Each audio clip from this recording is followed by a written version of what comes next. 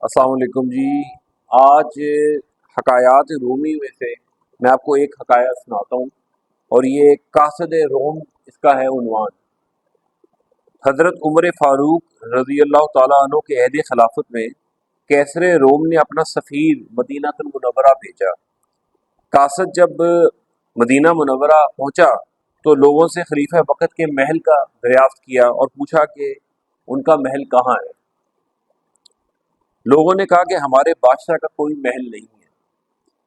امیر المومنین حضرت عمر کا محل تو خود ان کی جان پاک ہے جو اللہ تعالیٰ کی طرف سے عنایت کردہ ہے۔ قاصد روم نے دل میں سوچا یہ کیسا بادشاہ ہے کہ جو عام لوگوں میں رہتا ہے اور اس کا کوئی حفاظتی دستہ ہے، نہ رہنے کے لیے کوئی عالی شان محل ہے۔ ایک راستے میں ایک عرابی خاتون سے خلیفہ کا پتہ کیا تو انہوں نے کہا کہ آپ رضی اللہ تعالیٰ عنہ قبرستان کے پاس ایک درخت کے نیچے آرام فرما رہے ہیں۔ قاصد جب وہاں پہنچا تو اس نے دیکھا کہ حضرت عمر رضی اللہ تعالیٰ عنہ بے خوف و خطر زمین پر آرام فرما رہے ہیں۔ نہ تخت و تاج پاس ہے، نہ ہی فوج و لشکر۔ قریب پہنچ کر جب اس نے آپ رضی اللہ تعالیٰ عنہ کا چہرہ مبارک کی زیارت کری تو اس پر ہیبت طاری ہو گئی، اور وہ دل میں کہنے لگا کہ میں نے بڑے بڑے بادشاہ دیکھے اور ایک عمر تک سلطانوں کا ہم نشین رہا، مجھے کبھی کسی سے خوف تک محسوس نہ ہوا۔ معلوم نہیں اس شخص کی ہیبت سے میرے اوسان کیوں خطا ہو گئے ہیں۔ اس نے سوئے ہوئے اکیلے آدمی کو دیکھا اور اس پہ اتنی زیادہ ہیبت طاری ہو گئی کہ اس ڈر سے وہ کچھ کانپنے لگ گیا، اور وہ یہ سوچ رہا تھا کہ ایک شخص بغیر کسی ہتھیار اور کسی فوجی پہرے کے زمین پر اکیلا سویا ہوا ہے۔ تھوڑی دیر تک وہ اسی انداز میں رہا تو آخر کار وہ وہاں پر بیٹھ گیا ان کے قریب۔ تھوڑی دیر میں حضرت عمر فاروق رضی اللہ تعالیٰ کی آنکھ کھل گئی۔ سفیر روم نے آگے بڑے ادب سے آپ رضی اللہ تعالیٰ عنہ کو سلام پیش کیا اور نہایت اچھے انداز سے ان سے دریافت کیا کہ میں ایک آپ کو پاس سفیر روم بن کر آیا ہوں۔ آپ نے نہایت شفقت سے اس کا سلام کا جواب دیا، سفیر کو اپنے پاس بٹھا کر تسلی دی کیونکہ وہ کافی گھبرایا ہوا تھا، اور کافی دیر تک پیغام سننے کے بعد اس سے معرفت کی باتیں کرتے رہے۔ قاصد روم آپ رضی اللہ تعالیٰ عنہ کی اخلاق حسنہ اور سادگی سے اس قدر متاثر ہوا کہ اس کے دل سے کفر و شرک کا زنگ دور ہو گیا۔ یہ قاصد حضرت عمر رضی اللہ تعالیٰ عنہ کی صحبت سے فیض یاب ہوا اور مشرف با اسلام ہوا اور باطنی دولت سے مالا مال ہو گیا۔ مولانا روم فرماتے ہیں جو خدا سے ڈرتا ہے اور تقوی اختیار کرتا ہے، اس سے جن اور انسان سب ڈرتے ہیں، اور جو بھی اس کی طرف دیکھے گا وہ اس مرد حق کی ہیبت غالب ہوگی۔ تو اس سے جی انہوں نے درس حیات یہ دیا ہے کہ جو لوگ اللہ تعالیٰ کی حکایات کی پیروی کرتے ہیں، اللہ تعالیٰ دنیا اور آخرت میں ان کا مقام بلند فرما دیتا ہے۔ تو یہ میں اب آپ کے لیے اس وقت کی حکایت میں ہے، میں ابھی آپ کو ایک اور بھی ابھی سناتا ہوں۔ اچھا جی، ایک اور حکایات میں سے ایک حکایت بے چینی اور اس کا حل، یہ حکایات رومی میں سے میں آپ کو سنا رہا ہوں۔ خلیفہ ہارون رشید ایک دفعہ شدید رنج و الم میں مبتلا ہوا۔ اس کا دل بے چین ہو گیا اور راتوں کی نیند اڑ گئی۔ بے سکونی اتنی بڑھی کہ اس نے اپنے وزیر فضل بن ربی کو بلا بھیجا اور اسے بے چینی کا حل تلاش کرنے کو کہا۔ کوئی روحانی عمل تلاش کرو کہ کسی طرح میری طبیعت کو قرار آئے۔ وزیر بے شمار عامل اور کئی فاضل لوگوں سے رجوع کرنے لگا، اور ان سب نے اپنے علم کے مطابق جان توڑ کوششیں کی، لیکن خلیفہ کی طبیعت کو چین نہیں مل رہا تھا، بلکہ بے چینی کم ہونے کی بجائے بڑھتی جا رہی تھی۔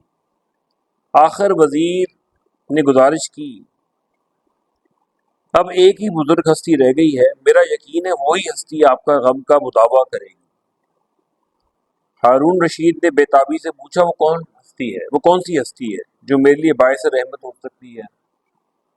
وزیر نے آج سے عرض کی، وہ صوفی بزرگ ہیں جنہوں نے دنیا کی تمام نعمتوں سے کنارہ کشی کر لی ہے اور کسی کی جاؤ حشمت کو خاطر میں نہیں لاتے۔ ہارون رشید نے بےتابی سے پوچھا، ایسا ہے تو چلتے ہیں۔ بادشاہ سلامت وزیر کے ہمراہ رات کے اندھیرے میں اپنے محل سے نکل کر فضیل بن عیاض رحمۃ اللہ علیہ کے سادہ سے حجرے میں پہنچ گیا۔ وزیر نے دروازہ کھٹکھٹایا اور اندر سے کمزور سی آواز آئی، کون؟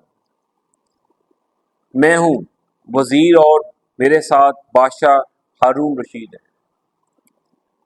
فضیل رحمۃ اللہ علیہ کو بادشاہ کی آمد کا سن کر افسوس ہوا، پر بادشاہ کی اطاعت کرنے پر مجبور بھی تھے۔ انہوں نے سوچا بادشاہ وقت خود چل کر میرے غریب خانے پر آئے ہیں تو ان کی فرمائش سنے بغیر دروازے پر کھڑا رکھنا مناسب نہیں۔ انہوں نے چراغ بجھا دیا اور دروازہ کھول دیا اور خود حجرے کے ایک کونے میں جا کر بیٹھ گئے۔ ان کا طریقہ دنیا کے طریقوں سے یقیناً مختلف تھا۔ لوگ تو آرزو کرتے ہیں کہ کوئی بڑا صاحب اقتدار آدمی آئے تاکہ ان کے اثر و رسوخ میں اضافہ ہو، لیکن فضیل بن عیاض رحمۃ اللہ علیہ بادشاہ وقت کا یوں استقبال کر رہے تھے جیسے ان کے آنے سے ان کو شرمندگی ہو رہی ہو۔ انہیں بادشاہ کے مال، وزراء اور حیثیت سے کیا غرض تھی جو ان سے متاثر ہوتے۔ ہارون رشید گھپ اندھیرے میں اندر داخل ہوا اور فضیل بن عیاض رحمۃ اللہ علیہ کا نام لے کر پکارا۔ اب ہر طرف خاموشی تھی، جواباً بھی خاموشی تھی۔ اندھیرے میں خلیفہ اور وزیر دیواروں کو ٹٹولتے رہے، ادھر ادھر ہوئے۔ اچانک ہارون رشید کا ہاتھ حضرت فضیل بن عیاض رحمۃ اللہ علیہ کے سر پر جا لگا۔ اس نے کہا، یا حضرت! پھر بھی سرکار خاموش رہے۔ البتہ اتنا ہوا کہ فضیل بن عیاض رحمۃ اللہ علیہ نے اپنا ہاتھ خلیفہ کے ہاتھ میں دیا۔ ہارون رشید مدافع کر کے بہت خوش ہوا۔ اسے اپنے بدن کے اندر ٹھنڈک محسوس ہونے لگی۔ فضیل بن عیاض رحمۃ اللہ علیہ بولے، فرمان رسول صلی اللہ علیہ وسلم ہے، میری امت کے بدترین علماء وہ ہیں جو حکمرانوں کے دروازوں پر جاتے ہیں، اور بہترین حکمران وہ ہیں جو علماء کے در و دالت پر حاضری دیتے ہیں۔ ان کلمات نے ہارون رشید کا سارا ہی نقشہ بدل دیا اور وہ ایک روحانی دنیا میں اس نے اپنا مقام دیکھا۔ پھر فضیل بن عیاض بولے، ہارون رشید تیرا ہاتھ کتنا نرم و نازک ہے، کاش یہ جہنم کی آگ سے بچ جائے۔ ان کلمات نے تو رہی سہی کسر بھی پوری کر دی۔ ہارون رشید کی آنکھوں سے بے اختیار آنسو بہنے لگے۔ پھر حضرت فضیل بن عیاض رحمۃ اللہ علیہ کی آواز ابھری، ہارون رشید اپنے پاؤں کو ڈگمگانے سے محفوظ رکھو، اللہ تعالیٰ تجھ پر رحم کرے گا۔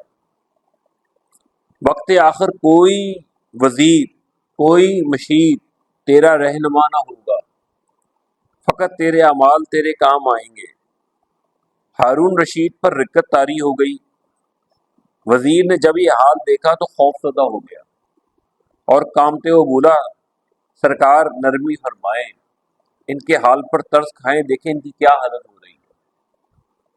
فضیل بن عیاض رحمۃ اللہ علیہ نے اب وزیر کی طرف رخ کیا اور بولے، تم اور تمہارے ساتھی دربار میں ایسے حالات بنا دیتے ہو کہ یہ گناہ پہ گناہ کرتا جاتا ہے۔ کبھی تم لوگوں نے اسے کسی غیر شرعی فعل سے بھی ٹوکا ہے؟ تم ایسا کر بھی کیسے سکتے ہو؟ تمہیں اپنی وزارت جو عزیز ہے۔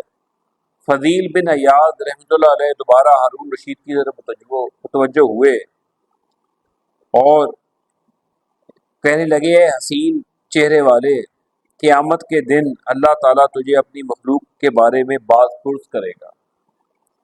اگر تو اپنے چہرے کو آگ سے بچانا چاہتا ہے تو بچا لے، تو ہرگز دیر نہ کر۔ کل کس نے دیکھا ہے تیرے دل میں رعایا کہ کسی فرد کے لیے بے انصافی، کدورت یا بغض ہے تو فوراً اپنی اصلاح کر لے۔ ہارون رشید نے وقت رخصت ہزاروں دینار دینے کی کوشش کی۔ فضیل بن ایاز رحمۃ اللہ علیہ نے یہ ہدیہ قبول کرنے سے قطعی انکار کر دیا اور کہنے لگے، حکمرانوں کے تحائف رشوت ہوتے ہیں، ان کو قبول کرنا کسی طرح بھی جائز نہیں۔ ہارون رشید، میں تمہیں نجات کا راستہ بتاتا ہوں، تم اس کے بدلے مجھے معاوضہ دینے کی کوشش کرتے ہو، خدا تمہیں عقل سلیم دے۔ اس کے بعد فضیل بن ایاز رحمۃ اللہ علیہ نے چپ سادھ لی اور ایک لفظ بھی منہ سے نہ نکالا۔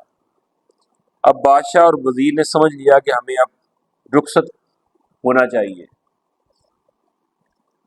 وہ چلے آئے مگر درویش کی باتیں ان کے دلوں میں جگہ کر گئیں۔ ہارون رشید نے اپنے دل میں ان کی انوکھی محبت محسوس کی جس سے ان کے ایمان و یقین کو جلا بخشی۔ آج کی اس نشست نے اس کی زندگی کا سارا دھارا ہی بدل دیا۔ اب اس میں یہ جو درس ہے وہ یہی سمجھ آ رہا ہے کہ واقعی روحانی بیماری کا علاج اللہ والوں کے پاس ہی ہوتا ہے۔ واللہ عالم جی، یہ آپ چونکہ حکایات ہیں اور جو یہی سمجھ آتی ہے بات کہ اللہ والے جو ہیں ان کو کوئی دنیاوی لالچ نہیں ہوتا اور وہ کسی بھی قسم کے ان چیزوں سے ان سے کوئی چیزیں متاثر نہیں کرتی دنیاوی، اور ان کا لگاؤ اللہ تعالیٰ کی طرف ہوتا ہے۔ تو باقی اب یہ ہے جی کہ ہم انشاءاللہ پھر آپ کی میں خدمت میں حاضر ہوں گا، جب تک کے لیے جی اللہ حافظ۔